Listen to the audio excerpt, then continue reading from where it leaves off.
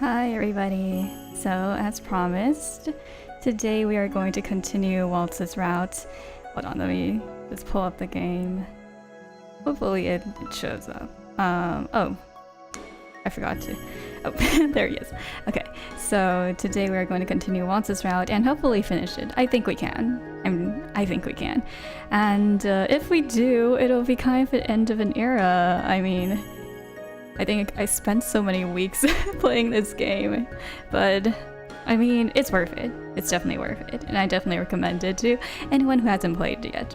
Alright, so let's just get into it then. Continue.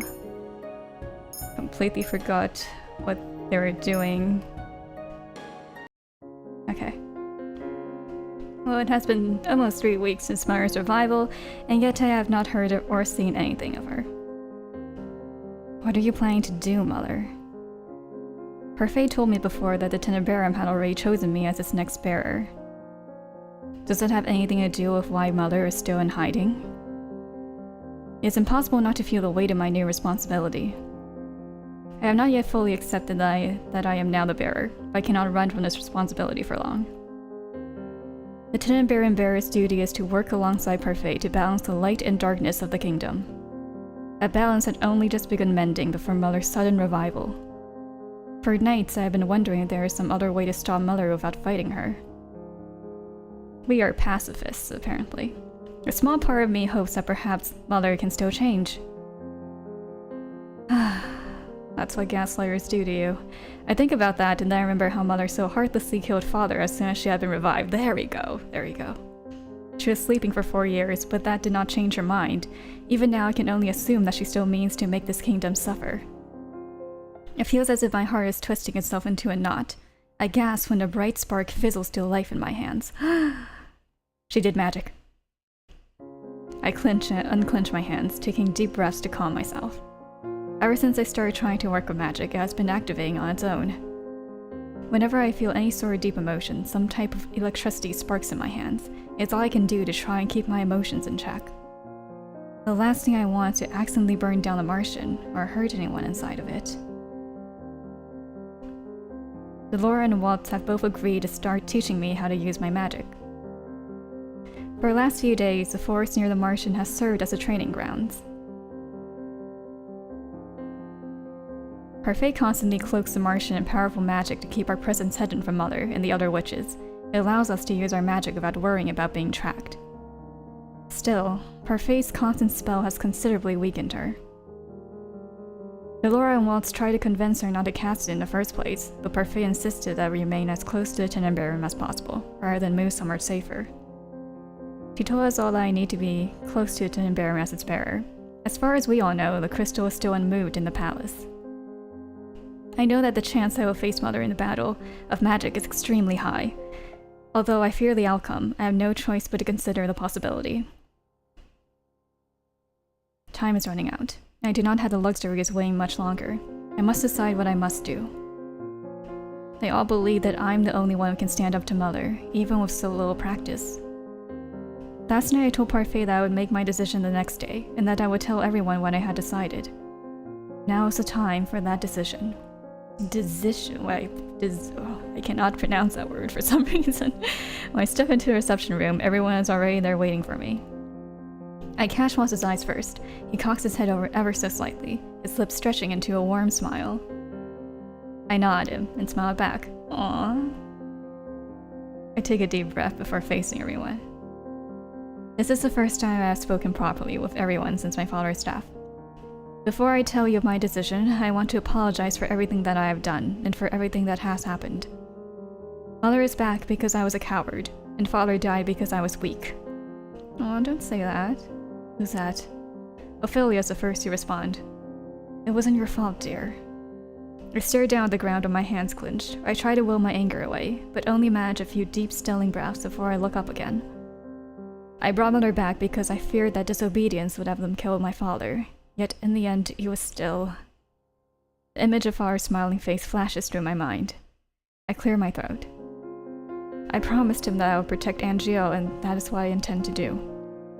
I will do everything I can to protect our kingdom. Spoken like a true queen. The words are shocking, even more so when they come out of Delora's mouth. Queen? Why do you seem surprised, Princess? You know you're next in line for the throne. I haven't even thought about being the next ruler. I'm not even sure I have the right qualities. Can I really do this? I want to see you become queen. Protect our kingdom. I cannot let father down. I have to do this for his sake. But the kingdom comes before the crown. I will need your help. Save. I'm still weak, but that would not stop me from training every day until we face Mother. I hope I'm not asking for too much, but I hope you all fight with me to protect our kingdom together. You didn't even need to ask us that, Luzette. It goes without saying that we'll help you in any way that we can. I second that. We'll all be here for you. I smiled at everyone gathered. So this is what it feels to be trusted and needed. It feels good. It will be hard, but we will stop Mother. Together, we might stand a chance against her. Hildur is strong, but not invulnerable. Parfait looks at me, eyebrows furrowed. You know what we must do to stop Hildur, Princess? I feel a tinge of pain in my chest, but force my eyes to hold Parfait's gaze. I look into Parfait's eyes with determination. Her heart fills with determination. I do. Wrong game. Later that same day, I resumed my training at Waltz while Parfait and Delora tried to come up with a plan. Jerry and Garland returned to the town to listen for any information regarding Mother and Alcaster, or any happenings in the palace. I forced myself to focus only on learning how to use my magic as fast as I can. Today, Waltz is continuing his lessons on barriers. He has been teaching me the same spells for the past week, emphasizing my protection. Let's review the types of barriers I've been trying to teach you. Do you remember them? One shields you from harm while the other deflects a spell back at the caster. Powerful spells cannot be deflected. And that's why we need to be able to tell which spells can be reflected and which cannot, otherwise you end up using the wrong barrier. A single mistake can cost you your life. So how do I know what barrier I must use? Allow me to demonstrate. You've seen me cast my spells many times, so you should be able to tell the difference between them. But for now, let's think of it as another game. Just take a guess. Who knows, you might actually give me the right answer. I'll give you a nice little treat if you do. What? A treat? You always did like showing me in town. It's special this time. I wonder if this is just like those other sweets he treated me to before. Walt snaps his fingers and a glimmering but faint purple light appears around him. Shoop. It's faded at first, but slowly becomes brighter as he moves his hands. Usually the effects of Waltz's magic are immediate, but this spell is taking longer to cast. Is it stronger magic? I remember Waltz telling me before that it takes a lot of energy to cast a strong barrier. Does that apply to offensive spells as well? Question time. What kind of barrier should you use? Well, you can't just throw that on me. I wasn't paying attention at all. Whoops. A shield. The slow casting time makes it seem like a powerful spell, and powerful spells cannot be deflected. Surely this is the right answer. I hope you're right. Is that your final answer? My confidence is destroyed by sudden indecision. Yes, Stacy, welcome! We are finally about to finish Waltz's round. I say about to, but we still have like 3 chapters or something, I think. Suzette, in the midst of a battle, you won't have the luxury of time to think about your decision. Your decision? Oh my god. I'd look at him and nod. It should be the right answer. That's correct. Now prepare your shield. Yay! It's correct. I've never shielded myself from a powerful spell. What if my barrier breaks? Trust in yourself, Lizette. I do as I instructed and stretch out my hands to cast a barrier to shield myself. Did it work? Here I go. My hands shake as Waltz's spell collides with my barrier. I plant my feet to hold myself upright. Such a strong spell. When the light dissipates, I look up hesitantly, before smiling triumphantly when I see that my barrier is still in one piece. I did it! Well done, little star. I like that nickname. I eye the barrier again. My heart sinks my nose, noon cracks in its surface. My barrier. Don't fret, Lizette. Even the strongest barrier will obtain cracks after being hit by a powerful spell. That's when you set up your next barrier. Your opponent will usually make the mistake of assuming you have the same shield up and attack you with a weaker spell or try to break it. You can be ready for them with a noon barrier. I nod. I'm impressed at how fast a learner you are. I have a good teacher. Oh no, the music changed. I think you're just a good student. So, when will you teach me offensive spells? I don't think you need to learn those quite yet. The witches we're up against will probably stick to offense, which means protecting yourself will be even more vital than trying to attack them. I told everyone that I would fight, and I meant it. If I need to hurt someone to save someone, I will do it. I look him in the eyes, my gaze unwavering. I still need to learn, even if it is just one offensive spell, Waltz. Yeah, teacher Expelliarmus or something. If I need to help you, I cannot do that by just conjuring barriers. I will not lose anyone else this time, Waltz. I look up at Waltz, and my heart aches at the sight of his frown. I do not want to lose you either. That is why I need to be as strong as possible. I want to be able to protect you. Ho ho. Waltz makes his way over to me in just a few strides and pulls me into his arms. Oh great, they're hugging again. I would do what I can to save you from a repeat of what happened last time, Lizette. But you won't lose me. Eek. Waltz pulls back and looks at me, his expression warm and gentle.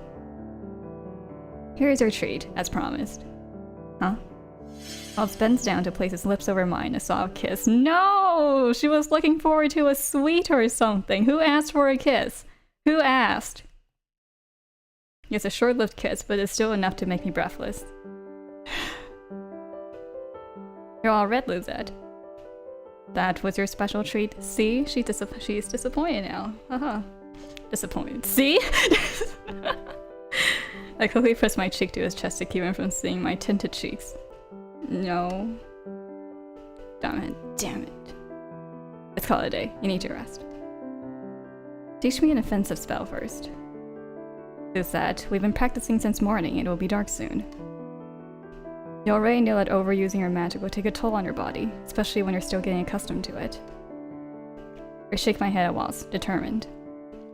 Using my magic before did wear me out, but now I can handle more.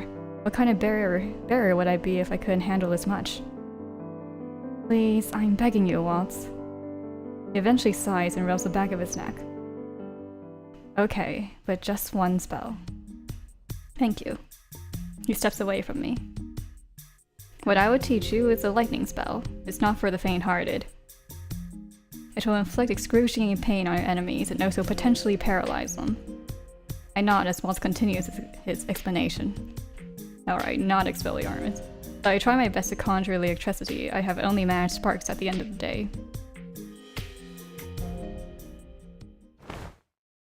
I wonder if he intentionally taught her something she wouldn't master. I mean, that would be fucked up, but...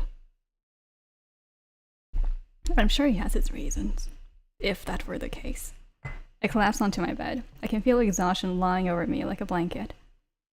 I can barely move my arms after trying the lightning spell over and over again. I need to learn that spell as soon as possible. I yawn and then close my eyes. Sleep comes easy that night. Speak for yourself. Is that voice? Come back to me, my sweet princess. No. You have no choice in this, little one. You will come back to me, whether you like it or not. I will be waiting for you. Jesus. I sit up in my bed, my heart pounding loudly in my chest and in my ears. A dream? I wipe unexpected beads of sweat from my forehead as I calm myself with steady breaths. No. I will never go back to you, Miller. I end up waking up later than usual, a result of my practice from yesterday. When I step inside the reception room, I see Jury and Garland speaking with Parfait, Delora, and Waltz. There is a definite solemnity to the air. Solemnity? Solemnity? They all turn and look at me as I approach. Did something happen? Princess, the palace made an announcement today. They are issuing a higher bounty on your head for murder and treason. Murder? What? It was very strange, what with the fact that they haven't even bothered to look for you since that day. Something must have happened that forced them to suddenly act. Delora soon gathers everyone in the room to discuss Jury and Garden's discovery. The only one who is not here is Annis, who is in town buying ingredients for the Martians' meals. But Luzette didn't kill anyone. Isn't there some way to convince them? Alcaster is in power now, and the people favor him. Now that everyone remembers who I am, they are once again frightened of me. No one would listen to you.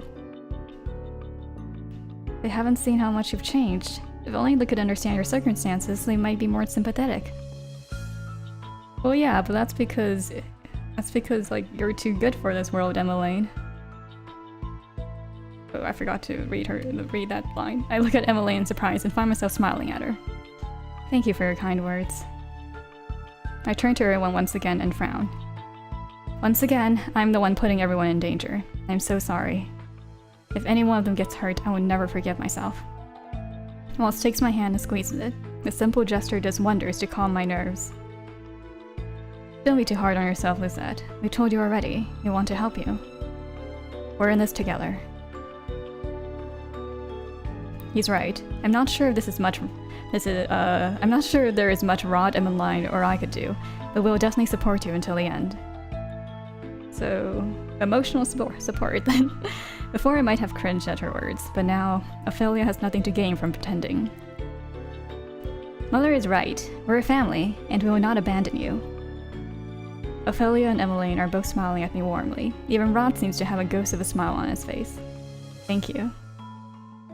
Again, it's so strange to see Rod so indifferent, like more indifferent, like after playing his round, but that's the way it goes. I apologize for bringing this up, Karma, but is it possible to ask for reinforcements from Brigantia? Brigantia is one of our neighboring kingdoms. We have never had close ties, mostly because Brigantia's king tends to stay away from our personal and political affairs.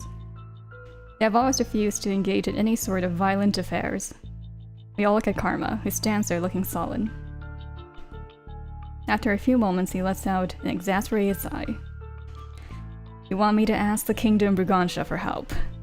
I remember Karma mentioning before that he was a part of a noble family, but I did not expect him to be from Brigantia. What is he doing here? And how could he possibly ask for help from a king?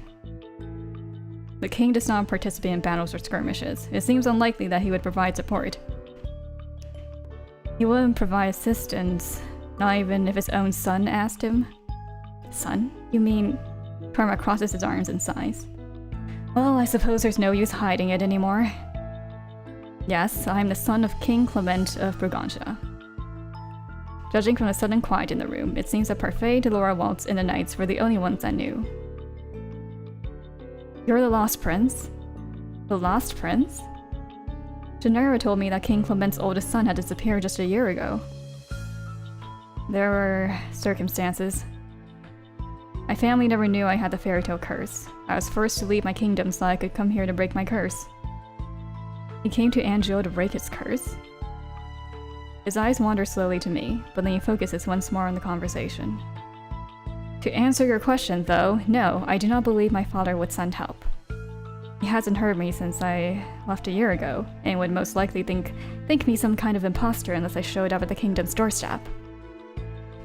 Even then, he would have too many questions, and we would never get the help we were seeking in time. It seems we can't rely on them for help then.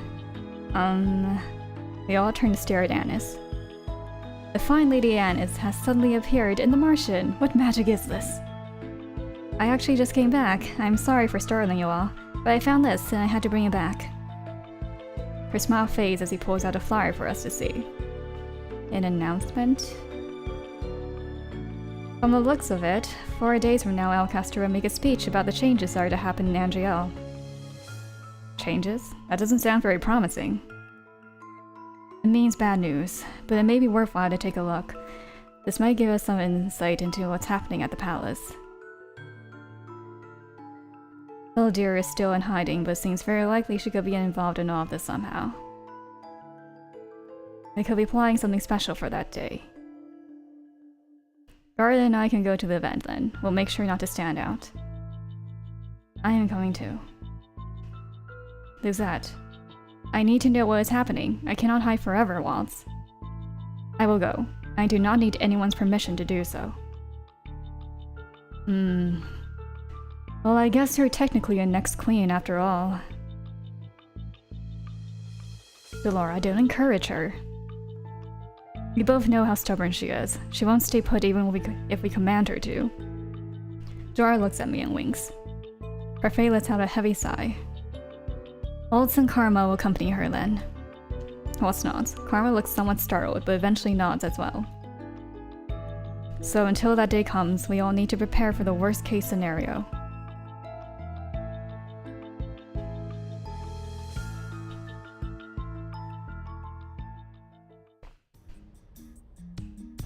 I've been practicing my magic non-stop since the day we heard of Alcaster's speech. I continue to work on my barriers, while also continuously attempting that one offensive spell Waltz tried to teach me. Okay, remember what I told you. Focus your energy on the tips of your fingers until you feel a current flow through your veins. A current flow through your veins, okay. Okay. Good, now try to cast a spell on me again. I stretch out my hand and imagine the energy gathering at my fingertips. I see sparks as I begin to cast the spell. Good, keep going. At the end of my casting time, I can feel a lightning snaking up and down my arms. Does now sound pleasant. Now release it. I direct the spell Waltz with as much strength as I can muster, but barely touches its barrier before it fades away. I groan. You're getting there, Lizette. The magic is weak, but it might still be able to paralyze someone for a time so long as you hit them when they don't have a barrier up. But the speech is tomorrow. I will not be able to master it by then. You don't need to. Let's not assume things will be so bad. We're only going there to watch a speech. If that's all it is, you won't need your magic. The two of us continue to diligently work, but after a few more rounds, my arms are sore and my mind is foggy. Waltz calls it a day, and the two of us retire to our rooms for the night. I have tossed and turned in my bed for what feels like an hour, but sleep still will not come. And it's been almost a month since I last went into town, and it's impossible to not imagine the worst possible scenario for tomorrow. I will probably be awake until the sun rises. I turn to glance at the doll that Waltz gave me so long ago. She sits on my table, her glassy eyes staring back at me. Oh please, that's so scary. It's so scary that I accidentally clicked away from the game. I wonder if he is already asleep. Maybe he can help me calm my nerves. Waltz? There's only silence. Maybe he is already asleep. I'm about to leave when the door suddenly opens.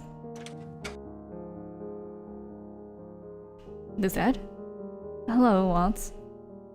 Let me guess. Couldn't sleep? I nod. Come in then. I sit on his bed and look around. I shift to his table where I know is a pile of sewing materials and an assortment of puppets. You have been working on your puppets? Yeah, I couldn't sleep either. It's been a while since I last did a show, but I want to make sure my puppets and materials are ready to go once this is all over. I'm sure the children are looking forward to seeing your shows again, and they're also going to be really freaked out by the fact that you're an adult now. But yeah. Silence ensues as Waltz sits down beside me with one of his puppets and begins to slowly sew at one of the seams. The silence is deafening. He looks busy, but maybe I should say something. Yeah. I'll take that as a prompt and say something, I guess. I am worried about what may happen tomorrow. You think too much, Lizette. I do. I stare at the puppets on his table. When this is over, will you finally let me be your assistant? Aww! Walt smiles and pats my head. Yes, when this is all over, I'll give you the spotlight. She has to be the assistant, not the spotlight. I'm sure the children will love your puppet shows. Talking about what happens afterwards makes me feel normal. It gives me some hope. Hope that eventually everything will go back to normal. I feel better now. Thank you, Waltz. Oh, I'm not sure I even did anything. You have just by being here with me. You know I'd do anything for you, little star. Little star. There's that nickname again. Does it bother you? No, I was just wondering where it came from. Oh right, I never told you the story, did I? Back when I was still your mother's apprentice, my life was dull and empty. Then you showed up. Your circumstances were the same as mine, but your light never faded. You became my hope in that dark place, my light. That's why I consider you my little star. I can only stare as Walt smiles at me. Right now, all I want is to stay by his side, to stay within the comforts of his warmth. I look at him, and a thought shifts into my head, tinting my cheeks pink. What is it? Can I stay with you tonight? What? Well... Waltz's face is tomato red. He looks shocked. I can't? It's not that I don't want you to, but... I mean... He glances away and begins mumbling to himself. What? I suddenly feel dejected. Don't make that face, little star. Waltz sighs. Okay, you can stay. Really? Yeah. And there's that CG. We both lay side by side in the bed, shifting only slightly. Waltz is especially stiff. I wonder why. Yeah, I wonder why. I lift my arms around his waist and snuggle into the crook of his neck. Waltz tenses beneath me. I feel like I'm being punished. I remember that line vividly. It's so funny. What? Nothing. Thank you for letting me stay. My room felt colder than normal tonight. I couldn't help thinking about tomorrow, and then about father, and my words trail off as I try to focus on Waltz's warmth. Please do not leave me as well, Waltz. Who's that? Look at me. I move back to look up at him. Waltz stares at me with an intensity that makes it difficult to look away. His features are illuminated by a soft moonlight, making them stand out all the more. My heart skips a beat. I'm not going anywhere, Lizette. I'll always be wherever you are. I promise to always protect you. Sounds like a wedding vow. Is that what it is? I reach out to touch his cheek. Thank you. He smiles at me before putting his arm around my waist and pulling me closer. I snuggle against his chest, taking in his warmth. I eventually fall asleep in his arms. Today is the day. Everyone has been busy preparing for the speech. I was told to relax, and I have used the opportunity to move into the forest and get some fresh air. If only everywhere was as peaceful as this. Who's that? I turn around and see Ophelia slowly walking toward me, a hesitant smile on her face. Ophelia. I'm sorry that I cannot be of much help during these distressing times. You have already helped me enough, Ophelia. You supported father when I did not. You have to stay safe, you and the others. You've truly changed. Ophelia takes my hands in hers and looks at me solemnly. Promise me you'll come back to us. I'll be praying that nothing happens today, but if it does, I beseech you, put your safety first. Ophelia. I may not be your real mother, but you have always been my daughter. Aww. Wait. Oh. Yeah, I actually like Ophelia's name too. I don't know why, but it sounds like a pretty name. It floods through me. I have been cruel to her ever since she first came into our lives, and yet she still treats me so warmly. I do not deserve your kindness after all I have done to you. Emmeline and Rod, I'm so sorry. Ophelia pulls me into a hug and smooths down my hair.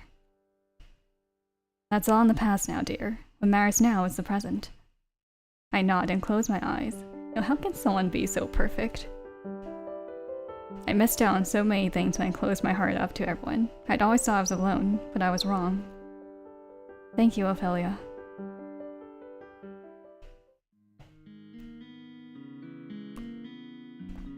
Sir Alcaster's speech starts in an hour, and everyone is making last-minute preparations before we go into town.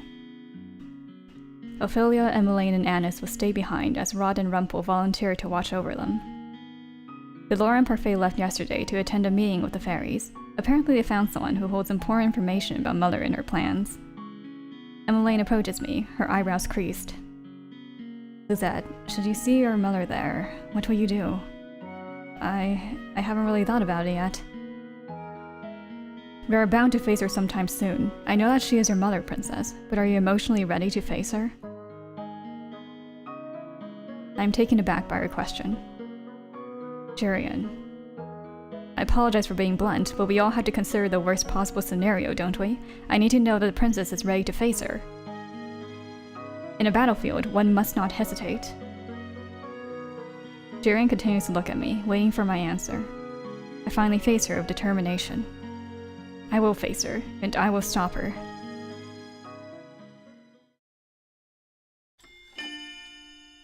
Chapter 9, The Queen. I stand in alleyway with Waltz, Jurian, and Karma, making sure we stay hidden in shadow as we watch a sea of people moving toward the plaza. Berlin is scouting around the plaza for Knight's positions, and we have been waiting here for him. There are so many people. Okay, this is where we split up. Remember that we're trying to avoid needless battle. If anything should happen, fleeing is the better option. I'm not a fool. I would not pick a fight that would put anyone in needless danger. I'm glad you understand. Remember, we're only here to watch and listen. I don't want us to get into a skirmish if we can't avoid it. So should anything go wrong, we need you to retreat, Princess. Oh, she's not gonna like that. I would not leave you all behind. Suzette, this isn't the time to be stubborn. It's not about stubbornness. It's just that all I have ever done is run. I refuse to keep playing. I have people to protect, and I will not let them down. Running away isn't always cowardice. That may be, but sometimes there are situations that you need to face head on. This is one of those situations. Please understand, Waltz. I just don't want to get hurt, Suzette. I know. I look at Waltz, feeling at a loss. No matter what I say, he will always insist on my safety first. Berlin suddenly appears with a stiff frown. Look who I found. I turn and look at Garland and notice a man beside him. My eyes widen at the sight of him. Oh, there he is, Fritz. Berlin pushes him and Fritz stumbles forward. He falls to his knees only a few inches away from me. You're okay. Thank goodness you're alright, Princess. I twitch at the sight of his face. There is no sign of the wicked smile that was on his face when he was under the guise of Varg. Though he looks confused, the relief in his eyes seemed genuine. Are you truly Fritz? Or are you Varg? Or both? I'm the Fritz you've always known, Princess. Your loyal knight. I raise an eyebrow. I can still remember what happened weeks ago, when the mask fell from his face in the room with the Tenenbaum. In that moment I saw Fritz's face, no matter what Varg said. Varg was in league with Elcaster and Mifrose. The man I saw back then was definitely Fritz, even if he never confirmed it. What are you doing here? Fritz flinches. Oh, poor Fritz. I've been searching for you. Why, so you can take me back to Mifrose? Or are you here to kill me? Fritz bows low, his clenched hands trembling at his sides. I would not surrender you to Sir Mifrose. My loyalty has always been to the kingdom and to you. I could never hurt you, Princess. But you have, kind of. Even if you didn't know it. But I don't blame you for doubting me. My father... I would have stopped him if I knew. Fritz glances up at me slowly, his expression resolute. I had just escaped yesterday when I was captured by knights. I managed to escape from them today, but only barely. I was supposed to meet the Lucis bearer yesterday. Fritz glares, not at me, but through me, as if remembering something unpleasant. That was when I was able to take control of my body again just a few days ago. Oh, there we go. I've been searching for you, but instead found some witches who seem to be in league with the Lucis bearer. I requested an audience of her as soon as possible because I wasn't sure how long I could keep Varg at bay. At bay? Fritz, explain. About Varg? No, about this audience. But also about Varg? Princess, this could all be some elaborate ruse of his. I have a responsibility to at least hear him out. What do you want from Parfait? I have important information about Hildyr. Muller? Lady Parfait did say that her and Delora are going to meet with someone who had information on Hildyr. And you believe that her meeting was with this man? Karma turns to Fritz, clearly skeptical. That seems like it could be a coincidence. How are we to believe you? Fritz is silent for a few moments. After some time, he speaks again, more hesitantly. Please tell me Fritz gets a happy ending in this route. I know that apologizing won't change the fact that I have betrayed the princess and the kingdom. But right now, I am doing my best to right my wrongs while I still have control over my body. The knights are still searching for me as we speak, so I'll make this as brief as I can. Hildur is growing weaker. What? I haven't been myself for the past few weeks, but I still have portions of Varg's memories. I remember that she is bedridden, still being treated for wounds that she sustained during the Great War. Then she is now sick like Parfait, only Mother seems to have it worse than her. I overheard Mifro say that the crystal no longer recognizes her as its sole bearer. Parfait said something similar, but she said she could no longer feel Mother's connection with the Tenenbaum. But what Fritz just said... It seems that the crystal has seen both of you as bearers. It's stretching its energy to both of you. This might be why Hildur hasn't regained her full powers and has remained weak. Waltz stares at Fritz, eyes wide. The crystal having two bearers? I didn't think such a thing was possible. Is this why Hildur still refuses to show herself in public? Yes, the witches who used to be on her side doubt her capability to rule. None of them want to help her when she is still so weak. Nefros figures that the only way to get the crystal to fully accept Hildur is to drain the rest of your powers. That is why the palace has issued a higher bounty on your head. The father is no longer interested in actively hunting for you. There's been a rift between him and Mifros because of this. Waltz crosses his arms, his expression thoughtful. I'm surprised Hildur hasn't disposed of Alcaster yet. If he is still alive, it means that he must still play an important role in her plans. Fritz's expression quickly morphs into something grim as he frowns down at the ground. You're right. Waltz and I exchange a look before we turn back to Fritz. Mifros plans to kill my father today. Fritz's eyes are distant, his mouth pulled into a tight grimace. All I can do is stare at him, and stir in what he has just told me. Hildur will show herself to the public today. She and Mifros plan to kill father in front of an audience and hope that their fear and despair will fuel the Tenenbaum. They think fueling a Tenenbaum might make Hildur stronger. They plan to use the fear of the public to achieve their own ends? This is not good. With this many people here, the Tenenbaum might indeed see that surge of power again. Even a weakened Hildur will be difficult to fight, but we stand more of a chance against her now than we do if she feels the Tenenbaum with negativity. Please save the kingdom, princess. Princess? Oh my god, I cannot read today. Fritz looks at me imploringly. I shake my head slowly. I'm confused. You betrayed us, but then you're still helping us as well. Which side are you on? The only reason why I'm working for them in the first place is because of my curse. I swear it. Fritz tries to stand up, but his knees wobble, and suddenly he is down on the ground again, his hand clutching at his chest. Fritz? No, not yet. Fritz looks at me, his pale face covered in sweat. I have no idea how long I can suffocate Varg, so please, bind me, freeze me, do whatever you can to keep me from chasing after you. I don't want to hurt anyone anymore. Fritz keels over, his forehead touching the ground. Please. Waltz. I know.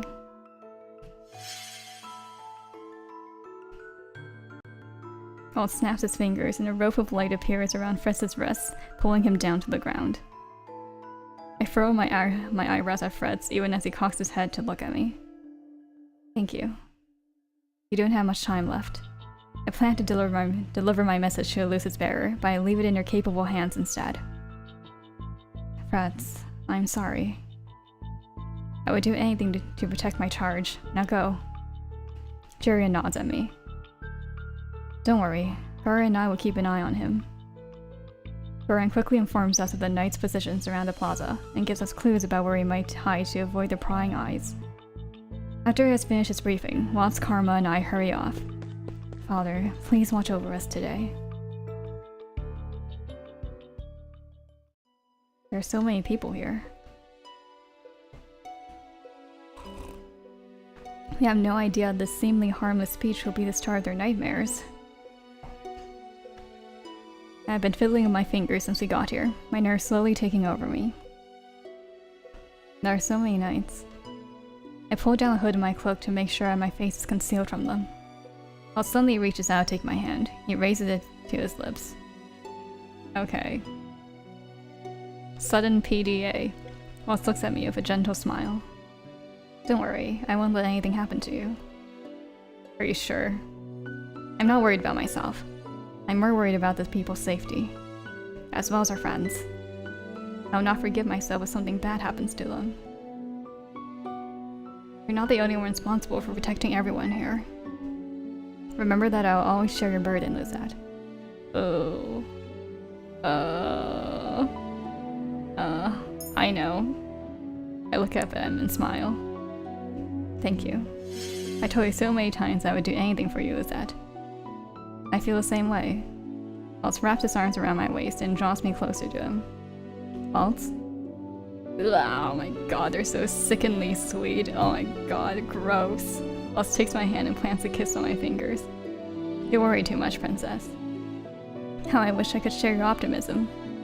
And his casualness. How does he manage to act like this in front of so many people and at so dire a time? I know! The king is here! A woman announces the king's presence, and Waltz and I immediately turn our attention to the stage. He takes a step away from me, arms at his side, expression suddenly stoic. Alcaster walks to the center of the platform with a triumphant smile. Good day, my loyal subjects. Oh my god, this expression is very fitting. Everyone goes silent at the sound of his voice. I know that much has happened in our kingdom since the late King Gennaro passed away. We are still exerting our efforts to find the king's murderer, his very own daughter. Rest assured that justice shall find this criminal, even if she is our own princess. Anyone who is able to surrender her to the palace will be rewarded handsomely. Members of the crowd begin to chatter amongst each other. It hurts that people believe him, but I cannot say I blame them. As your king, I would do everything in my power to make sure that the kingdom flourishes under my rule. My, what a sight. Even after all these years, you humans never change. That voice. I frantically look around for her. But though her voice echoes around us, she is nowhere to be seen. Oh my god, this BGM is making me really nervous. Where is she hiding? The crowd grows restless at the sound of her voice. Many try to search for her with their eyes. You all are nothing but manipulative, lying rodents, and yet you call us witches, the wicked ones. A bright light fades into existence right beside Alcaster. A silhouette emerges from the light, and suddenly I can see her in all of her wicked glory. My mother, the witch who killed my father. Mefro stands behind her. She is here. Yes, clearly. Her sudden appearance causes the already restless crowd to break into a panic. Silence! One word from her and the crowd falls into silence. Not a single person dares to move, their eyes now glued to the witch in front of them. Alcaster acts more quickly than I expected, drawing his sword from his sheath and pulling it at her neck. You, what are you doing here? You should be thankful that I let you play king for so long, but I am afraid playtime is over. The crown belongs to me. Mother faces the crowd with a smile and spreads her arms in a gesture of grandness. Angiel, your queen is back. Mother is even paler than when I last saw her, making the dark circle stand out even more beneath her eyes. She looks worse than Parfait. I won't let you steal my crown, witch. I mean... Oh, but I was not the one who stole it in the first place. I mean, she used to be queen. Alcaster grits his teeth and charges toward Mother. Mefros deftly steps in front of her and casts a shield. Alcaster slams his sword into an invisible wall. Then, with a wave of Mefros' hand, Alcaster is suddenly thrown back. Once again, the crowd becomes restless. I've tolerated you for far too long, human. But right now, you're inconsequential. Sparkly icicle darts appear in midair as Mother raises her hand. They point outward, casting themselves in the direction of the townspeople. She used a spell before, but now there are even more of them. She looks weak, yet she can still manage this much. She can easily destroy this part of town with that spell. I stare at Waltz, eyes wide, then lower my voice into a panicked whisper. I thought she was planning to kill Alcaster. Seems like the plans have changed. Farewell, my disloyal subjects. subjects. Oh my god. I cannot let her do this. Who's that? I ignore Waltz and quickly run to the center of the crowd, knowing this will be the most effective place to set up a barrier. A strong gust of wind causes my hood to come off. Oh. I stretch out my arms as I concentrate on casting a shield around the entirety of the crowd. Isn't that the princess? Witch! I do my best to shout everyone's voices as I push all my energy towards the palm of my hands, imagining an impenetrable glass arching in front of us. As soon as I cast a massive shield, the icicles shatter upon impact, falling away. I wince at the impact, but force myself to stand steady even when I am pushed back. I will not let you hurt anyone anymore, Mother. The crowd begins to murmur all around us. So you finally showed up, little one. It's good to see you again, my dear daughter. I knew I'd see some sort of reaction if I opened my speech like this. Uh-oh, she did this to draw me out? Now, be a good girl and hand over what is rightfully mine. You won't get away with this, witch. Alcaster is once again back on his feet, his sword poised and ready to strike. You cannot defeat Mother with a mere sword. Mother looks at Alcaster. A wide grin slowly parts her lips. Oh, that sounds eerie. But I already have. Mother flicks her hand, and this silver light begins to gather in her palm. I recognize that spell. As much as I hate Alcaster for what he has done to this kingdom, I cannot just stand idly by as she summons a spell to kill him. Sure you can. I push myself forward, rushing toward Alcaster. Alcaster, run! But I'm too late. A second later, a sword of light appears and impels Alcaster right through his chest. Oof. No! This time, the crowd finally begins to disperse. People begin to push past each other, screaming and crying. Most of them are almost at the edges of the plaza before Mother casts another spell, creating a barrier to lock everyone inside. A strange wave of energy pulsates through my body, making me stumble. That's right. Feed me your fear. That's such a strange thing to say. That people's negative energy is fueling into an barrier. It's such a strange thing to say without context. My eyes shift toward Mother, whose grin is deranged and humanly wide. A shiver runs down my spine. Jesus. Mother, stop this madness!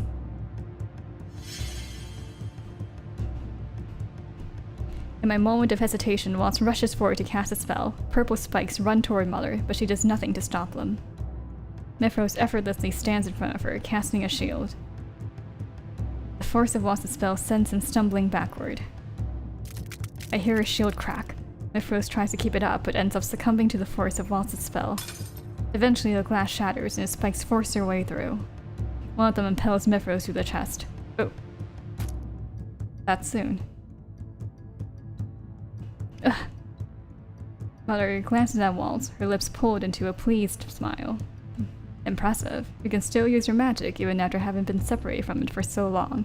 I expected no less from my superior apprentice. Oh, I forgot about this part. Mother turns to Mifros and raises her eyebrows slowly.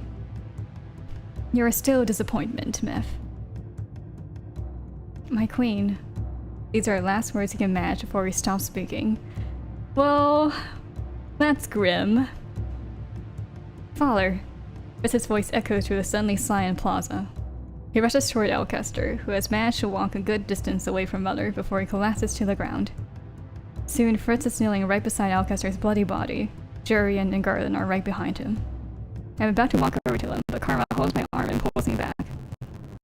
Don't. But you don't want to set your eyes on such a grisly sight up close, Princess. Mother watches Fritz and the two knights approach with disinterest. This is his fate for trying to steal what is rightfully mine. Alcaster brings his hand to his mouth and coughs. I can see blood on his hands. Father's last moments flashed in my head, but I will a memory away as Mother turns her gaze on me. Mother surveys me with a warm smile. She holds out her hand and beckons me over. Join me, Lizette. We were meant to rule this kingdom hand in hand from the start. These humans do not deserve your protection. They deserve to suffer after everything they've done to our kind. I shake my head. I'd rather die than join you. Oh. sure, let's save first. What? Ungrateful brat. This is how you repay everything I've done for you? You have done nothing for me. Very well. If you wish for death, I shall give it to you. Man, she is not hesitating. Once I'm done with you, I will destroy this kingdom and start anew. It will be a kingdom for the witches and I. I will not let you do that.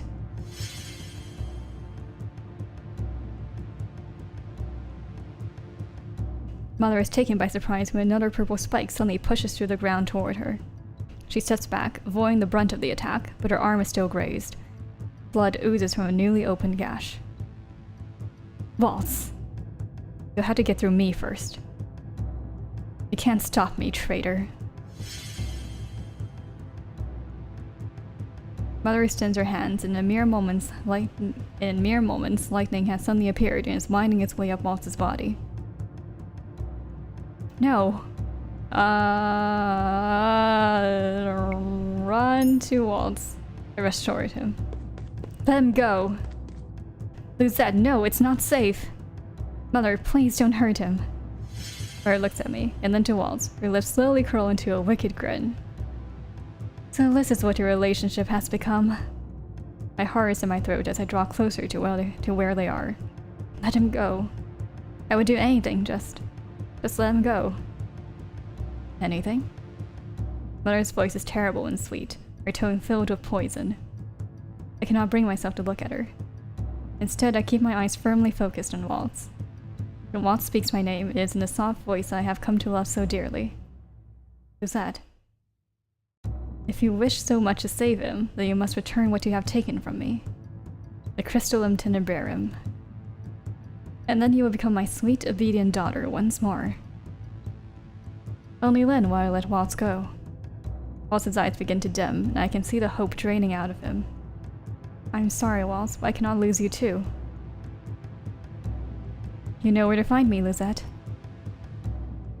The longer you keep me waiting, the longer he suffers. There is a blinding flash of light, and then Mother and Waltz are both gone. No! A dull ache begins to spread through my chest. Again. I wasn't able to do anything again. Why am I so weak? Suddenly, I feel Jurian's hand on my shoulder. I turn to look at her. She stares at me solemnly for a few moments before her expression breaks and she shakes her head. Don't blame yourself for this. There's nothing you could have done. I have to save him. Jurian looks through me and I follow her gaze. The people are starting to back away, their expression a mixture of fear and anger. This is exactly like 4 years ago. What shall we do now? That witch just killed the new king. Everyone, it's best for all of you to go home and stay there where you'll be safe. And what, wait until that witch kills us? One woman points an accusing finger at me, her fear is palpable. And murder is a witch as well, she's exactly like her mother. A wicked witch! The people begin to curse me. I stand quietly and listen to their insults. I cannot blame them for thinking this way. Karma moves to stand beside Jurian, and the two of them shield me from the angry masses. I doubt any of these people will listen to anything I have to say. Stop! A familiar man walks toward us with a gentle smile. You are... Yes, you remember me? You helped make my daughter happy on her special day of your gift. I'm surprised when both he and his wife come to stand beside me. What are you doing? I can finally properly repay you for what you've done. The man smiles at me before turning his attention to the crowd. We won't let you hurt the princess. Rumors may have spread about her being a cold and wicked person, but those rumors are false. I know the truth. She's truly a kind person. She just protected us from the evil queen. Have you no shame? The angry shine begins to fade into hushed accusations and aggressive whispering. What? That's right. We won't let you hurt Big Sister. These aren't the children that, wow, how did I read that as aren't? These are the children that Waltz and I played with, the ones that watch the shows. The children stand to my other side. Big Sister is a very good person, and we won't let you hurt her. I can only stare in shock at everyone around me. My vision blurs as tears come to my cheeks. I quickly wipe them away with the back of my hand. Everyone. A simple act of kindness can go a long way, can't it? These people believe in me. That's why I had to live up to their hopes. I take a deep breath and start walking forward. Jerian grabs my hand, her brow creasing with worry. I shake my head at her and smile. I will be okay. Jerian looks at me for a few moments before she finally releases me. Now that I am directly in front of everyone, the area has quieted. I close my eyes and take another deep breath. Slowly, I get down on one knee before them. I am sorry. The crowd begins to murmur again. I can hear more than a few stifled gasps. Princess, you shouldn't... I raise a hand to silence Jerian. I once again look to the townspeople. I know my words are meaningless, but I still want to apologize for everything my mother has done, and also to the people I have hurt. I was blind and naive, ignoring the fear and anxiety of so many people. But I have grown since then, and now I see with clear eyes the hatred you have for my mother and for me. The crowd remains silent, so I continue. King Gennaro was killed by my mother, and I was not strong enough to save him. So yes, you are correct. I am the reason he is dead now. But I made a promise to him, and I intend to keep it. I will protect Angeal and his dad. I hope that all of you will give me a chance to prove myself worthy as your princess and your future queen. I promise I will make things right again, no matter what it takes. I bow my head once again before standing. I then turn to Jurian and Karma. I notice that Fretz and Garland are absent, and Elcaster is nowhere to be seen. Where are Garland and Fretz? I took Elcaster's body away from all of this. Body, you mean... He has passed. A heaviness begins to sink into my chest. Bloodshed will only beget more bloodshed. This is why I cannot let anyone die anymore. Please do your best, big sister. I'm pulled out of my reverie by the voice of one of the little boys. Please tell me he didn't see all that. Let's play together again when you come back. Please tell me she didn't see all that. I stare at their smiling faces with blurry eyes. I don't even know if I will live through this, but I do not have the heart to ruin their optimism. I like that. I need them to keep hoping for a better tomorrow, so they'll be strong enough to stand on their own feet, if they must face the whole world. Jurian, tell Delore and Parfait what happened when they come back to the Martian. What are you planning to do? Under no circumstances are you to go to that witch alone, am I clear? Waltz would not want you to sacrifice yourself for him. I step back and smile at her and Karma. I apologize for this. I back away toward the palace, putting as much distance as I can between me and the crowd, the platform, and Karma and Jurian. Then, as swiftly as I can, I hold out my hand and cast a large dome-shaped shield around the palace and I. She can do that? The whole palace? The energy is falling away from me, even as I cast a spell, only to replace my new energy. The Tenenberry was gaining power. No! Jurian rushes toward the shield and places her hands on it. She calls my name, but I only shake my head at her. Princess Lucette, do not be so foolish! No, I refuse to let anyone die. I can manage the shield for an hour. That should be enough time to save Waltz and Endless for good. I offer one last smile before I turn and rush through the palace gates. Jerry and Karma continue to call my name, but to no avail. I'm sorry, everyone, but this is something that I must do on my own. This is the only way I can protect you all. I expected resistance when I entered the palace, but to my surprise, there is no one here. Not a single soul.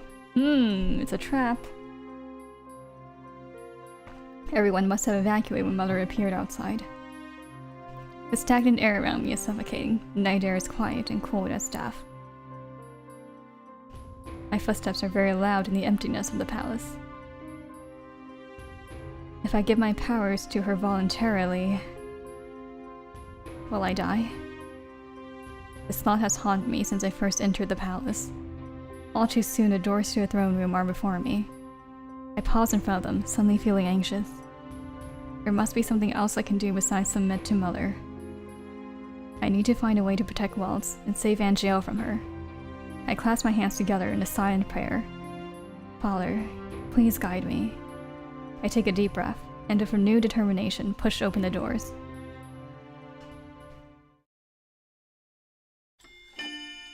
The brightest star. When I enter the room, Mother is the first person I see.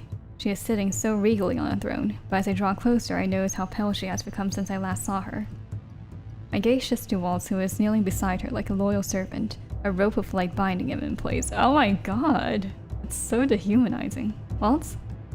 Waltz! Is that you shouldn't have come here. Mother flicks her wrist, tightening Waltz's bounds. Oh my god, it's such a weird image. Hush now. My mind's racing as I desperately try to conjure a plan. If Waltz has yet to escape, it must be because his bindings are stopping him from using his magic. If I can just break Mother's concentration, perhaps I can free him, but how do I do that? A terrible pain travels through my chest and makes my heart throb. I put a hand to my chest and grimace. It feels as if some part of me has suddenly been severed. It's feeling. Could it be that the shield I built around the palace has been destroyed? Oh, it seems like we have visitors. Visitors? The door flies open and Parfait suddenly walks in, face stern. Delora strides in beside her. Why are you here? Everyone outside is safe.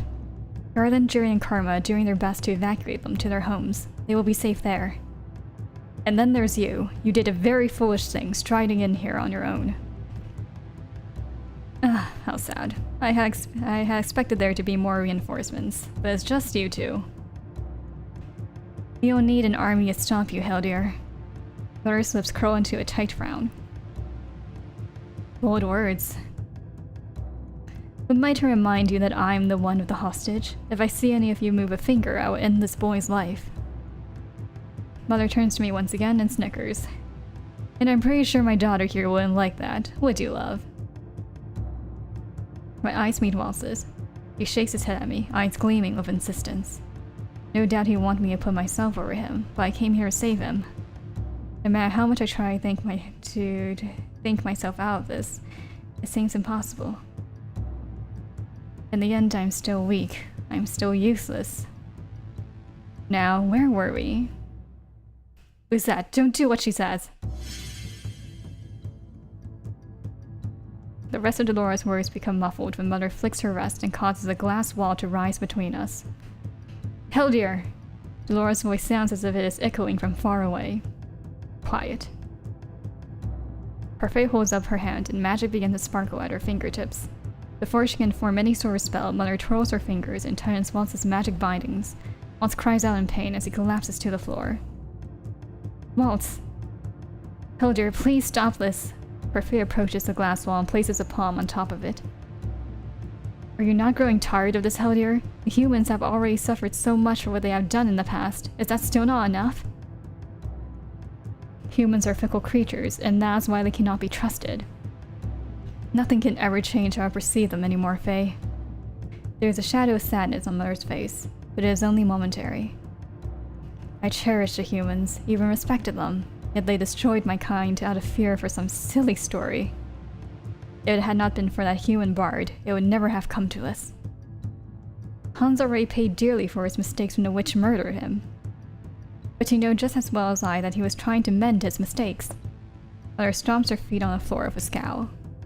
His death has changed nothing. Hsialu.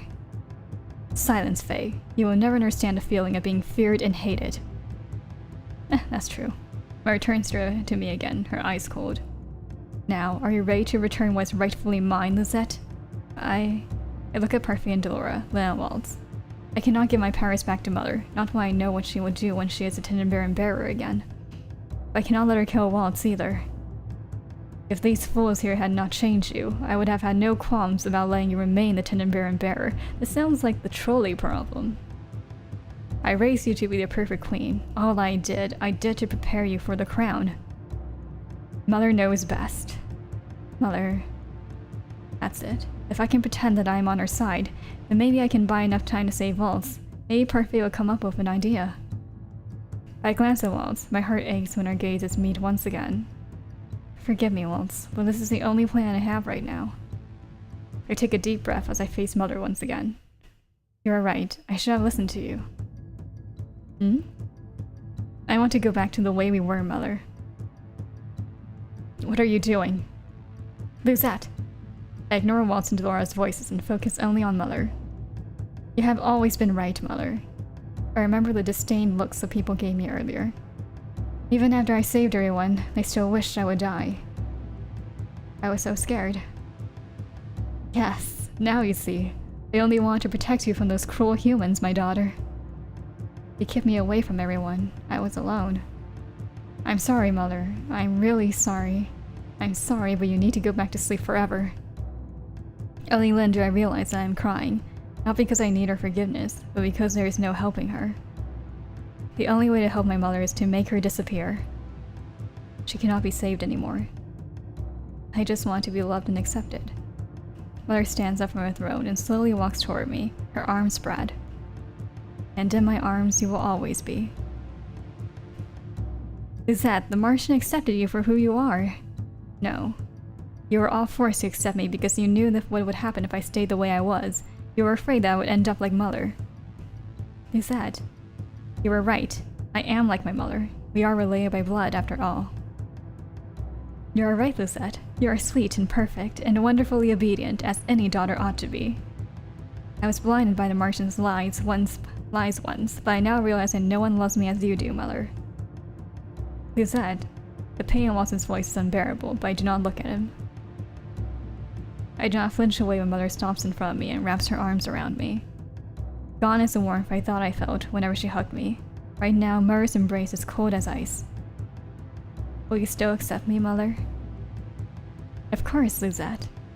When Mother pulls back, the smile on her face is bright and beautiful. This is how I remember her. Filled with love for me. I knew you would return to me. There are so many things I have planned for the two of us, but... You need to prove yourself worthy of my love and trust once more. What? Mother's eyes gleam. Prove to me that you choose me, my darling. Mother turns around and gestures to Waltz. Kill the traitor. My heart sinks. This wasn't part of the plan. What should I do now? I know that one offensive spell, but I do not want to hurt Waltz. But... You haven't perfected it yet, but what you can do is enough to hurt and paralyze your enemy for a short time. I can pretend to cast it on Waltz and direct it at Mother. Waltz told me before that it is impossible to cast two shields at the same time. Mother already has one shield up, so she cannot cast another shield on herself unless she dispels the first. But with the two of us being so close, I am likely to hurt myself as well. I close my eyes, mind set. This is not the time to worry about myself. I just have to hope that this opening is big enough to give everyone the opportunity that they need. For you, Mother, I would do anything. I extend my hand and allow the energy to gather my fingertips. Impressive that you were able to learn this deadly and painful magic in such a short span of time. The spell will be a befitting end for this traitor. Lizette, don't! Her fate attempts to break down the glass wall separating us of a spell, but it only cracks the surface. By the time you destroy that wall, it will be too late, Faye. You can't do this, Lizette. Delora has now joined Parfait in trying to destroy the wall that Mother has built. I ignore them and focus back on my spell until I feel a familiar current of energy pulsate in my arms. It is ready. Now, say goodbye to that traitor. Goodbye. I hold out my hand to Mother just as I release the energy. Mother. I not give Mother any time to react. The electricity crackles in the air just as the spell makes contact with her body. Because we're so close to each other, I too feel the impact of the electricity as it trickles through me. I collapse on the ground, tears in my eyes. It hurts so much. Lizette! How could you do this, Lizette? I blink away my tears to see Mother lying on the floor opposite me, her face filled with rage as she looks at me. At the corner of my eyes, I notice that the glass wall has disappeared, and Waltz is already on his way toward me. The bindings made of light are gone. Waltz lifts me up and then moves to one of the corners of the room. The sensation of pain spreading throughout my body is like being pricked with hundreds of needles. Waltz tucks my hair back, his features creased with worry. Parfait walks to where Mother is and casts a binding spell around her while Delora rushes to my side. That was a dangerous stunt you pulled, Lizette. It was the only thing I could think of. I blink away tears as I feel another fit of pain. This is all I could manage. Lisette, hang in there. I look at Parfait with pleading eyes. Parfait, please endless. Please save Mother from herself. Parfait slowly stands and walks toward Mother. I was the only one who truly loved you, Lisette. Yet you did this to me. Do you really think these fools cared about you as much as I did? No, you are wrong. I had people who loved me, but you took them away from me. I refuse to let you steal away any more of them. Parfait stretches out her hand, her whole body begins to emit a soft glow. I wish it didn't have to end this way, Hildear. You are making a big mistake protecting the humans who destroyed my kind, Faye. You are no different than those humans, Hildear. Violence does not beget more violence.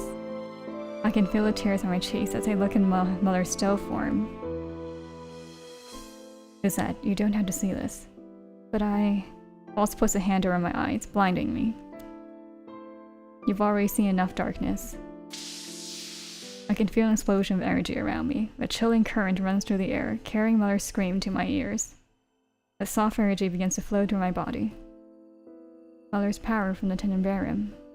Mother is gone. When Waltz draws his hand away, and I'm able to glance at where Mother was just moments ago, there is nothing but specks of silver dust. Parfait stands over the ashes, crying. I'm so sorry. Another shockwave of pain courses through my body. This time I feel it attack my consciousness. I feel myself fading away. Lisette, let me sleep, just for a little while.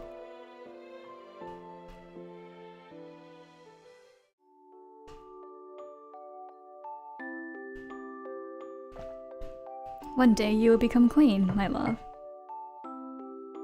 Just like Mother? Yes, just like me. Will you be there when I become queen? Of course, I will always be by your side. Forever? Forever. I love you, Mother.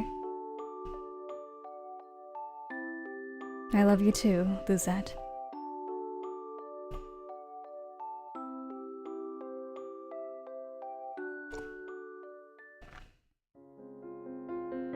Well, you know, in Fritz's route, when she, in her last moments, Hildear claims that she always did love Lisette. Meanwhile, in this route, it's quite unclear. It's quite unclear in this route whether she really cared for her. Like maybe she did, in her twisted way, I guess. When I open my eyes, the first thing I see is Waltz. He is leaning over me, anxiety clearly etched onto his face. Waltz? Thank goodness you're finally awake. I slowly inspect my surroundings, only to realize that I am back in my old room at the Martian. I try to remember how I got here, but my memories are hazy. What happened? I passed out and have been sleeping for 3 days. 3 days? I push myself up on my bed and wince. My body is unusually heavy. Waltz places his hands on my shoulders and gently eases me back onto the pillows. You're still weak. You need to rest more. I close my eyes and try to remember what happened. That's right. I was trying to save Waltz from Mother. Parfait and Delora came to save us, and then... it is over. I open my eyes and stare at Waltz. Right? Waltz reaches for my hand, smiling as he gently squeezes it. Yes. My vision blurs as tears begin to sting my eyes. I hope Mother is in a better place now. A place where she doesn't have to suffer anymore. Waltz leans over and kisses my forehead. I'm sure she is. Waltz begins to fill me in on all the details of everything that transpired after I passed out. Alcaster was officially declared dead. At first there was a commotion as the people considered what Mother would do now that she wore the crown. Their worries only stopped when they found out Mother was truly gone. Fritz was locked up on account of being a possible danger to everyone. Everyone has been waiting for a verdict from me to decide what to do with him. I fall asleep not long after Waltz's explanation. When I open my eyes again, I am alone in my room. I shiver as I sit up, head foggy. I rub my hands around my arms in an attempt to will away some of the cold. Something feels off. I slowly step out of bed and begin to head for the door. But before I even lay my hand on the knob, the door opens on its own. Oh, you're finally awake. Parfait. I don't think you should be up and about right now. You should still be resting. Parfait leads me back to the bed. How are you feeling? I look at Parfait's face and realize how paper white her skin has become. The circles under her eyes are even darker than they were before. Tired, but I will be fine. But you do not look well. I will be fine. I want to talk to you today if you're feeling up to listening. What is this all about? I want to apologize for forcing you to shoulder the heavy burden caused by our mistakes, both Hildir's and mine. Back then, I did not have the heart to stop Hildir. If I had only defeated her then, none of this would have happened. Parfait reaches out and cups my face in her hands. Your dedication and kindness saved us all, Lizette. The future will be brighter with you as a Tenenbaron's bearer. But what if I become corrupted by the darkness? What if... Parfait places a finger on my lips and smiles. No, you are different, Lizette. Unlike Hildir, you are surrounded by people who love you. Those people are filled with light that will drive away whatever darkness invades your heart. That's why I know that you'll be alright. Parfait smiles at me gently. It's a beautiful, shining smile, one that glows bright, even as I begin to notice that the rest of Parfait's body is fading. Parfait, your body is... Parfait's smile becomes melancholy. I thought I would start to disappear soon. My heart aches as I hold tight to Parfait's arm with shaking hands. What are you saying? Fairies and witches do not age physically and live longer, but it does not mean we're perfectly immortal. The body can only take so much damage before it finally withers away. But you can't disappear. You said before you had no heir. Because that's what I want everyone to believe. Don't worry, Lizette. When I'm gone, one of my relatives will take over the responsibilities of bearer. Tears well up in my eyes as I stare at Parfait. I've already lost too many people, Parfait. I cannot lose you too. We're going to work together to bring back balance between the crystals. You still have so much to teach me. I'm sorry, Lizette. I would have loved to stay with you a bit longer, but my time here is up. Parfait continues to grow more translucent even as my hands slip through her arms. I try to reach for her again, but I can no longer touch her. Parfait! I already said my farewells to everyone else earlier. You are the last and most important person I must say goodbye to.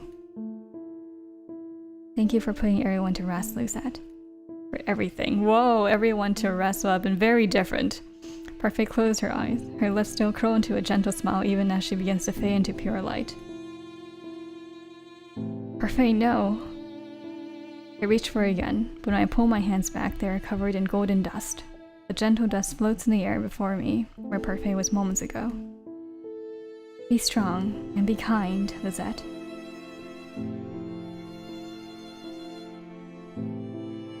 A few days after Parfait's passing, I went back to my training. My goal was to expel everyone's fairy tale curses once and for all. After more than a week of intensive training of Waltz and Delora, I'm able to completely dispel the fairy tale curse from the crystal into Tenenbaron. Now the fairy tale curse is non-existent, and I cannot be cast again in Angio. This is only one of the first steps I take in dismantling all the damage Mother has done, but it is a step forward. And now, with that done, I feel it is time to return to the palace. As the only blood heir to the throne, I have a responsibility to uphold and a promise to fulfill. Ophelia, Rod, and Emmeline returned to the palace a couple of days ago. Jerry and Garland went with them, so that they couldn't act as security.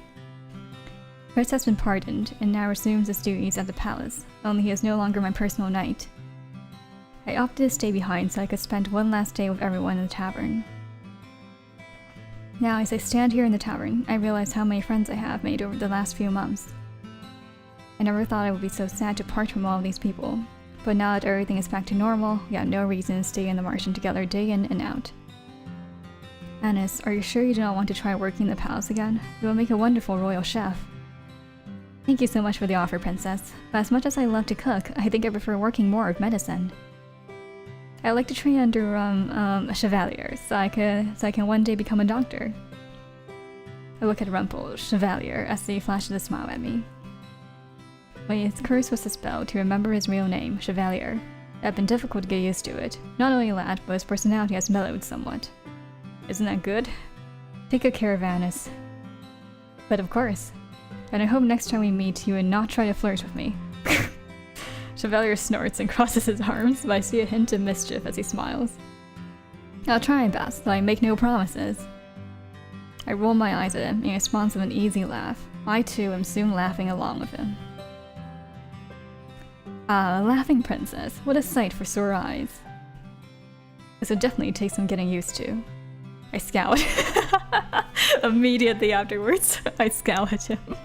Seeing you in men's clothing will take some getting used to as well. Well, try your best not to fall for my handsome face. Right. So what are you planning to do? Kara looks away and rubs the back of his neck. Well, I'll go back to my kingdom and hope that I don't find my name on a gravestone. Either way, I have a lot of explaining to do. Delora, where will you go now? Well, for starters, I plan on talking to all the good witches I know who are still in hiding. I'm sure they'll be happy to know that they can finally come back to Angel. They'll be even happier to know we have a capable bearer. Bearer. My heart sinks as I remember Parfait. If she were still here, she would be talking about how we both need to do our best to maintain the balance between the crystals. But if I fail at being a capable bearer? Impossible, especially with Waltz there by her side. Oh, but speaking of which, where is Waltz? All of us glance around the circle. He left so quietly none of us had even realized. I'll go look for him.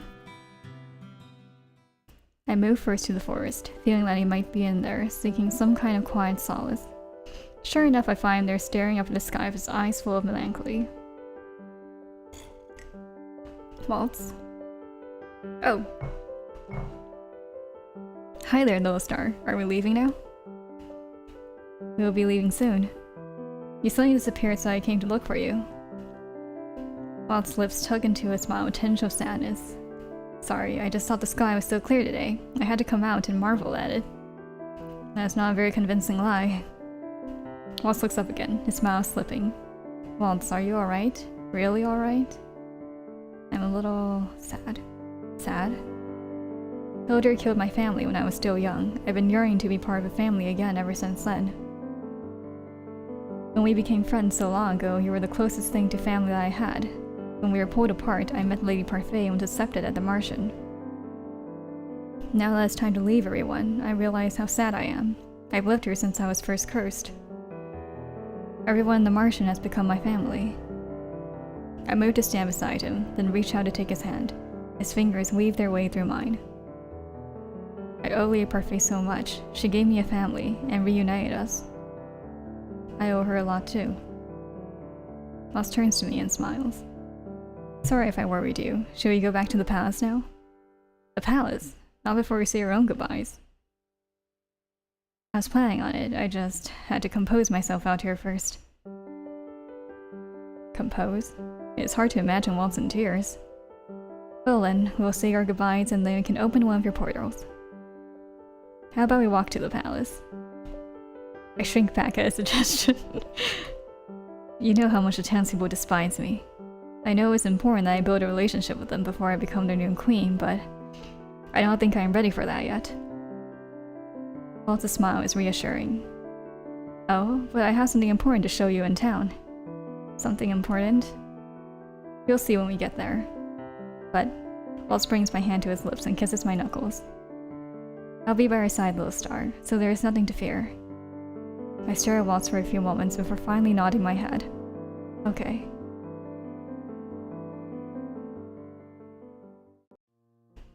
We return to the Martian temporarily to say our final farewells. After that, Waltz and I walk into town in silence. I am in awe as we enter the plaza. I notice immediately that something is different. There are lily decorations hanging all around the square and through the streets. I wonder why all these lilies are here. The people in the immediate vicinity turn to look at me, their conversation going silent as they notice me. It is as I thought. Of course they still fear me. Big sister! I turn at the sound of the voice and notice one of the little girls that I played with once before running toward us.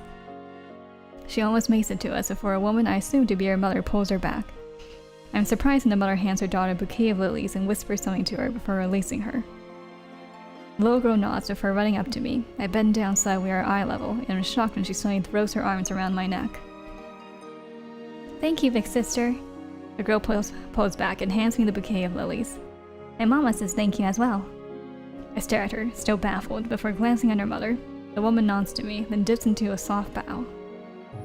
I take the bouquet from the girl and stand up.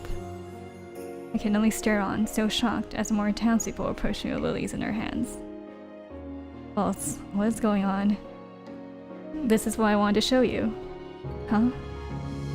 The townspeople have been planning this for days. They asked me to make sure that you passed through town on this day so that they could give you their message.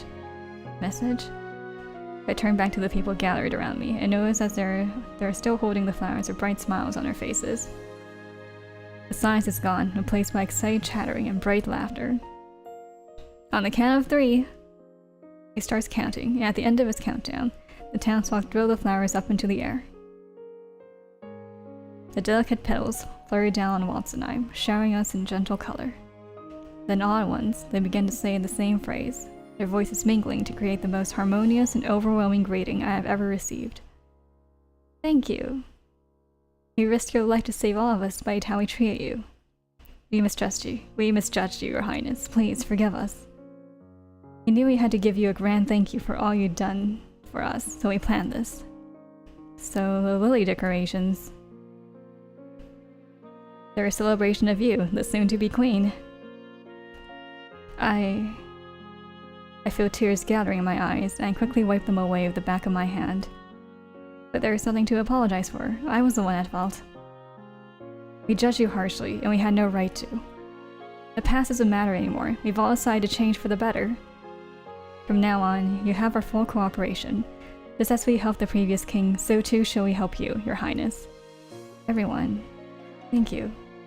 I will do my best to continue the reign of peace my father started. The people's eyes are filled with hope as they hand over lily bouquets. My hands are quickly filled, and Waltz ends up having to take the majority of them. Aw, that's cute! We continue toward the palace, the crowd cheering behind us.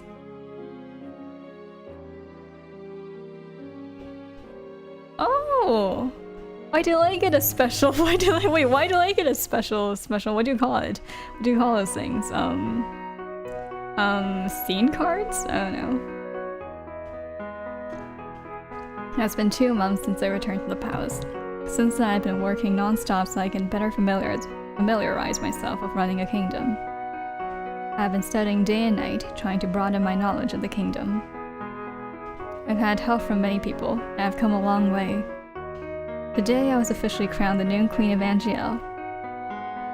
My determination has only grown since then. I've been trying to take my responsibilities as seriously as I possibly can.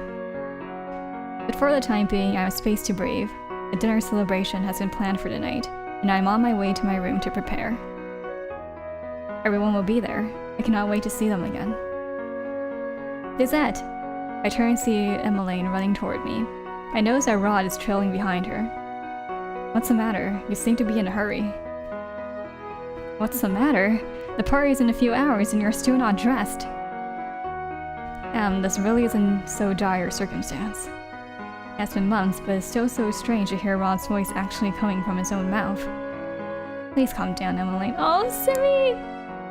Even though Rod had his voice back, he still keeps Sebi with him. The stuffed rabbit sometimes throws in little comments here and there. Adorable.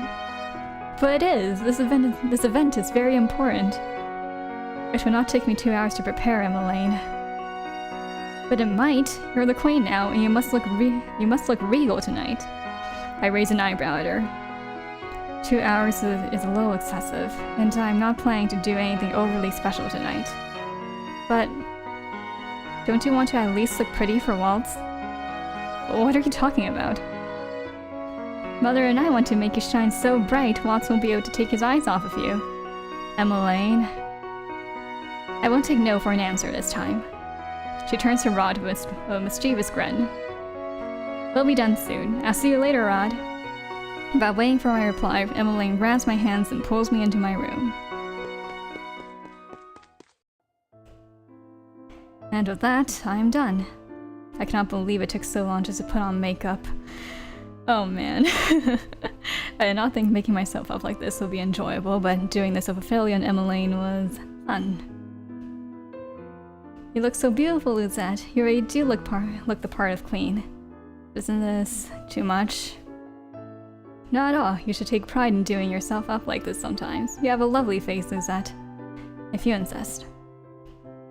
Now that we've helped you, we need to help ourselves. The celebration is just around the corner. We'll see you later, dear. Ophelia, M. They both stopped right in front of the door. Thank you. For everything.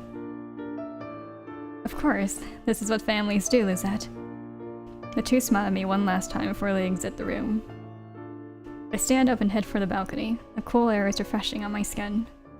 Father, if you had also been here, tonight would have been perfect. Lizette? Come in. I come to let you know that everyone has arrived early. Waltz comes to an abrupt stop when he sees me. He openly stares at me, mouth slightly open in awe. My face warms up. What? Waltz turns his face away, his face deep red. You look beautiful tonight. Thank you. A gentle smile forms on Waltz's lips as he approaches. He stops in front of me, gently tracing my cheek with one of his fingers. His touch leaves a trail of warmth on my cool skin. My star is shining bright tonight. Waltz holds out his hand. Might I have this dance, my lady? I cannot help but giggle as I place my hand in his. Before the dance even starts, Waltz has suddenly wrapped an arm around my waist. He tilts me downward with a smile. Eek! No! Waltz draws closer to me, his lips pulling up into a mischievous smile. I'm lucky to be the first man to see you tonight, but I don't like the idea of other men seeing you as you are. I'm going to be awfully jealous. Okay, I give him a teasing smile. Are you worried that someone would take me away from you? Not really. Should I? Not really. Should I be? Then what are you jealous for? You know my feelings for you would never change. And you know that I will always love you, no matter what. Jeez, you guys, get a room. I mean, they are in a room. The two of us are frozen in time. I feel I could stand here looking into Waltz's eyes like this forever. I love you, Lizette. I love you too, Waltz. Eek! Ugh. Ugh, that was so gross. That was so grossly sweet. Ugh. But yeah. That's the end of Waltz's route. Yeah, you know what? That's still my favorite route. That hasn't changed. Like, it just feels like everything tied together nicely. Except Fritz still didn't get his, didn't really get closure, huh? Fritz only gets closure in his own route. And even then, it's not very great closure. Yeah. Alright. And you know what this means? This also means that we finish all of the rounds. Which means you won't have to see Cinderella Phenomenon on like on my schedules anymore. Feels like the end of an era somehow. Yeah, I can't help it. I can't help cringing at the sweet moments. I don't know, I just feel awkward looking at it. But yeah. They're sweet. I mean, they're cute. But I don't wanna see it, just kidding. And we have to watch all of the CGs again. Okay. Oh, this is the last one. Okay, we're done. I think.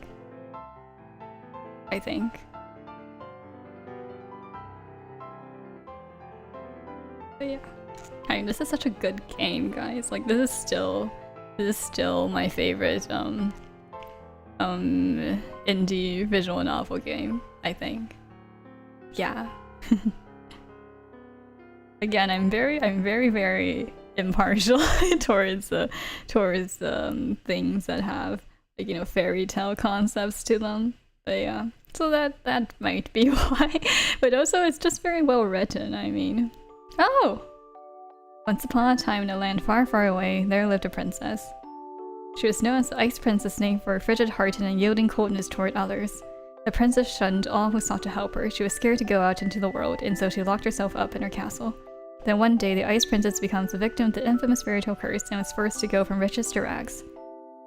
As the princess struggled to come to terms with her new life, she met a very special man. The two endured much strife, helping each other overcome various ordeals. In the end, they emerged victorious. The special man thawed the princess's ice-cold heart and dried her dampened spirits. The two vowed to love each other for the rest of time. They lived happily ever after. How come only Waltz gets this?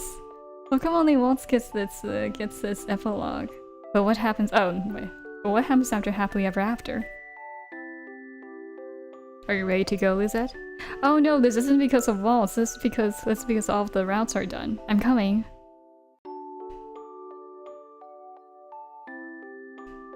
Sorry for keeping you waiting. Oh, she's so pretty. Now, shall we go?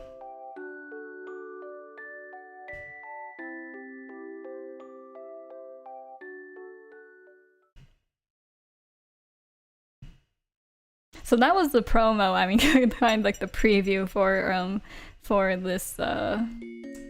this group of game developers, I guess. What is it called again? But either way, there's a paid sequel of this game. Yeah. And that was like the preview for it.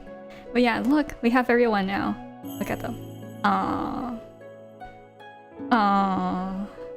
Yeah, I still think Waltz's route is my favorite. And Rod. And then Karma and Rumple and then Fritz. I'm sorry, Fritz. I feel like Rumple used to be my least favorite route. And like Rumple and Fritz had their rankings changed, I guess. Even though I liked my impression of Fritz is better in this playthrough. But his route is just terrible. I cannot. Every time, his route just leaves a bad taste in my mouth. I cannot. Alright. It's the end of an era. We have finished this game. Oh my god. I cannot believe it. But yeah, I definitely recommend playing this game if you haven't already, and if you like visual novels and such. But yeah, it's really pretty, especially considering it's free. Guys, it's free. Go play it. But yeah, alright. We will leave it at that. On that happy note, and this is exactly why Waltz's route should be put last. It's the happiest one. I think. I mean, it ends well for mostly everyone. I think. We don't know what happens to Fritz. Exactly. I forgot if they addressed. I think they do. I think they addressed it in the sequel. But yeah. Alright, so that's my last stream for this week, and my first and last stream for this week. And but next week will be pretty busy. Like you can keep an eye out for the schedule, which will be released on Sunday as usual. And so the next stream will be on Monday. I forgot what time. Probably 6 p.m. I think. And we'll be starring on a new visual novel. This time it will be kind of different. For the last few visual novels, it's more like a self-insert, and you have multiple love interests and you make choices and stuff. Well, this one is like purely a visual novel, and like as it is, like literally a visual novel. You just read it, and there are graphics and stuff, and you don't have any choices to make. I think it's just a straightforward story. All right, and that'll be fun. I mean, It's called butterfly soup, if anyone wants to look it up first. But I won't. I'm not gonna like talk about it too much for now. I'll save most of that for when we actually stream it. Yes. All right. All right. So get ready for a really busy week coming up, and I'll see you then. Thank you for breaking into this stream, and hope to see you next week as well. And until our next day break.